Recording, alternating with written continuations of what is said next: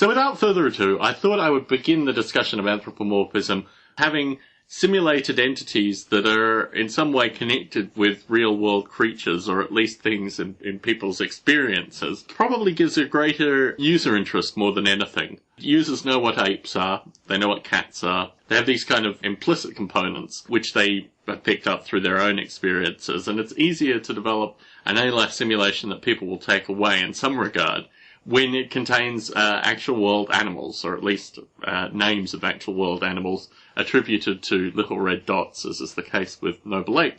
I thought I'd start by reading a section of the Noble Ape manual, or the original manuals, starting on page 121. But just for fun, I want to play a thought experiment for you.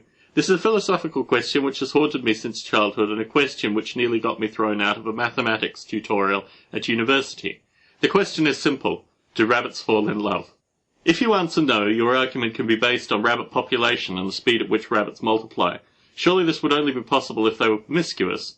I have never read any study of rabbit sexual ethics, and although there exists a lot of text on primate sexuality and a lot of material on other creatures down the food chain, I've never read anything about rabbit sexual choices. The primary argument for people saying no is simple. They feel anything is purely lust. To play devil's advocate, I will argue that rabbits do fall in love.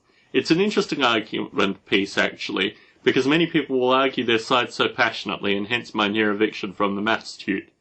I argue that rabbits do fall in love because they have such short-term memories that there must be something more than simple lust going on in their heads.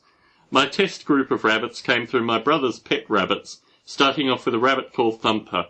These test rabbits are Thumper, Fluffy, and Hazel from Hazel Ra of Watership Down. Thumper was the first rabbit my brother Felix owned. My other brother David owned a rabbit called Loco, but he quickly died of cancer. Thumper, however, was house-trained very quickly and developed a taste for mouthwash. Mouthwash had a high alcohol content and turned the rabbit totally poreless. Thumper was a miserable alcoholic, but very placid and always welcomed some bizarre psychological experiments. May I point out that Thumper was never harmed and only growled when he had a hangover. Felix derived an experiment to find out how long Thumper's memory lasted by putting him in the corner of a room and seeing how long it took him to turn round. With no alcohol in his system, the rabbit would quickly hop around and hop towards the closest person, but after a little mouthwash, Thumper would remain in the corner just staring at the wall. Felix argued that this was because his memory existed for such short bits of time, and he could not remember how he had gotten there. Flash! This is new, I'm staring at the wall. Flash! This is new, I'm staring at the wall. Flash! This is new, I'm staring at the wall. Flash! This is new, I'm staring at the wall.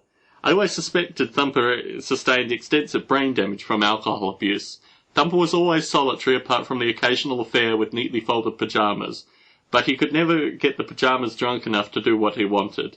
He was always too drunk himself, or he was busted by a concerned brother or mother. Thumper was a Canberra rabbit, but in Kuala Lumpur, Malaysia, my brothers kept two rabbits called Fluffy and Hazel Ra, who were very much lovers and had many letters to prove it. There were little things which made me think that these two had something special, primarily the fact that they would lie, pushing their snouts outside the wire towards one another as they slept. Of course, they lived in separate cages, although jailbreaks produced letters. My arguments of rabbits' love is not conclusive in any sense, but I must still wonder what brings rabbits together. Does one rabbit stare at the other and think, "My, those are a nice set of teeth. What big ears, or perhaps what a beautiful white tail he has." And just when you think I've spent too many late nights studying my virtual apes, I will return to the topic, what makes one ape become attracted to another ape? And it continues from there. It's an interesting question whether or not animals fall in love, and my feeling is that these kind of thought experiments go throughout the original manuals. However, the rabbits in particular are well remembered by those that have gone through, even though there are a couple of glaring typographical errors which I've removed in my account. If you think my experimenting with animals stopped with purely rabbits, you're wrong. Well, I don't actually experiment with animals, I just observe animals as I see them in my kind of day-to-day element. My concern really is that on one side you have people that claim that you cannot anthropomorphize animal emotions, and fundamentally these people agree with the Judeo-Christian philosophy that animals exist as another to ourselves. And my sense is that isn't necessarily the case. Point in fact, about a year ago I found a cat. She was a kitten at the time, a tiny kitten. She was about a month old and she was about 3 weeks in weight, so she was already a week underweight. And Charlie is our terrier schnauzer, were out walking one day in the summer sun, Las Vegas summer sun, and we found this tiny little pathetic thing who was relatively unable to move and very, very scared. And her brothers and sisters were playing at far distance. And they were fundamentally alley cats. They were cats that had grown up in a wall system. There was a hole in the wall between two buildings, and the cats lived in between the two walls in a kind of undercover alcove area.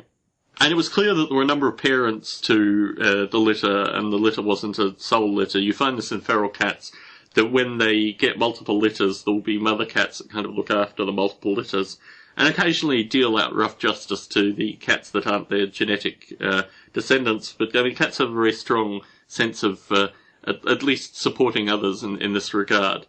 So it was clear that Luna was very near death and had been left there by the den mother who wasn't genetically related to her. And I took pity on this poor little creature and took her home. Now, she didn't develop a particularly close rapport with me, a little standoffish, particularly as I'm the provider of food.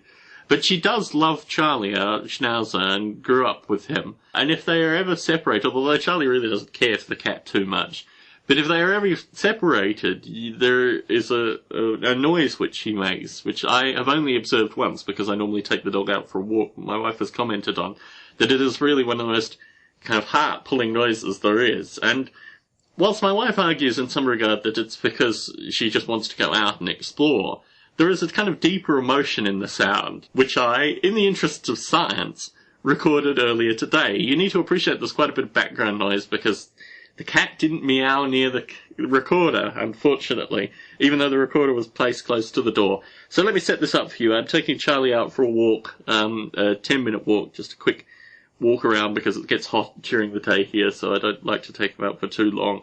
And after about a minute after the door closes, Luna begins the meowing, which goes on in a kind of minute period, and then there's another minute break, and then she starts again. But a very kind of heart-pulling noise, and a sound that she only ever makes, apparently, when Charlie goes on a walk.